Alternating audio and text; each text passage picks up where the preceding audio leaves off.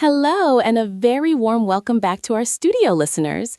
You are tuning in to episode 39 of our technology series, and I am your host, Sachata, feeling absolutely energized this morning to dive into a topic that is quietly reshaping the future of education. Thank you for having me back, Suchata. It is always a pleasure to sit in this booth with you.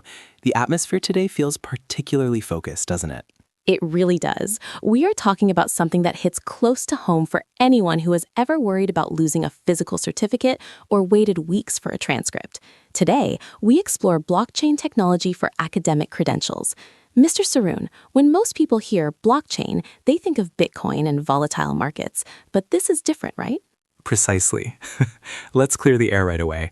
While Bitcoin brought blockchain to the world stage, the underlying technology is essentially a digital, immutable ledger.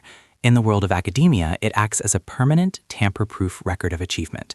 Imagine never having to call your registrar's office again to prove you graduated 10 years ago. That sounds like a dream. I remember the stress of moving countries and having to get my degrees notarized, stamped, and mailed through international couriers. It was expensive and honestly quite nerve-wracking.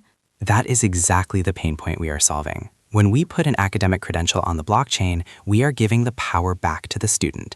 Instead of the university holding the only official copy, the student holds a digital key to their verified record. It is secure, instant, and universally accessible. But how does it actually look in practice? If I'm an employer and a candidate sends me a blockchain degree, what am I seeing? Is it just a PDF? Oh, it is so much more than a PDF. A PDF can be photoshopped in minutes. A blockchain credential is cryptographically signed by the issuing institution. As an employer, you would receive a link or a QR code. With one click, the system checks the digital signature against the institution's public key on the blockchain. If it matches, you know for a fact with 100% certainty that it hasn't been altered.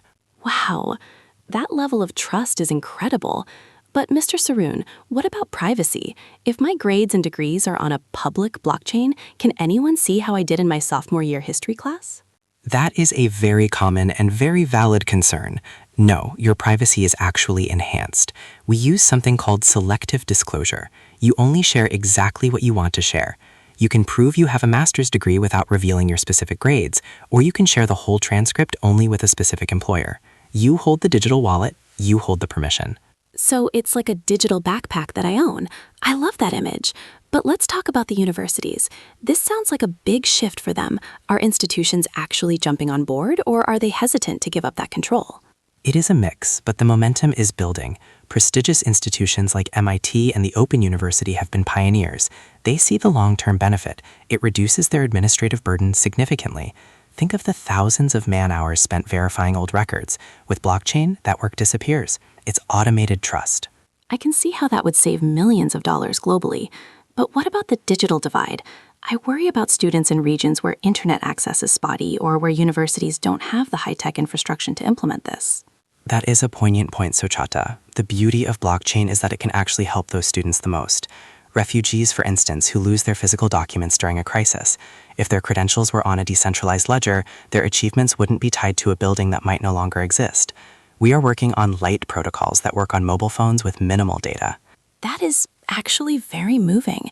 It makes the technology feel more human, doesn't it? It's not just about data, it's about protecting a person's life's work and their future opportunities. Exactly. A degree is more than a piece of paper. It is proof of effort, time, and sacrifice.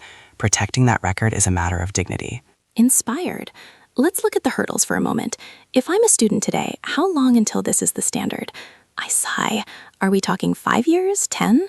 I think we are closer than you think. Within the next 3 to 5 years, we will see a massive tipping point. Major employers like IBM and Google are already looking for ways to streamline their hiring. Once the employers demand it, the universities will follow suit.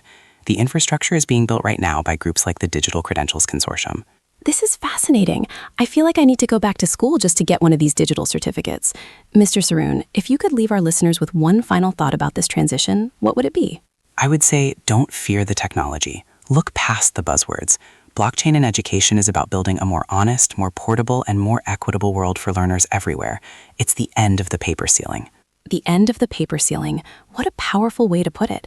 Thank you so much for joining us today and sharing your expertise. I feel like my eyes have been opened to a whole new world of possibilities. It was my pleasure, Sochata. Thank you for the wonderful conversation. And to our listeners, thank you for tuning in to episode 39. We hope you're as inspired as we are. Make sure to subscribe for our next episode where we continue to explore the frontiers of tech. Until then, keep dreaming and keep learning. Goodbye.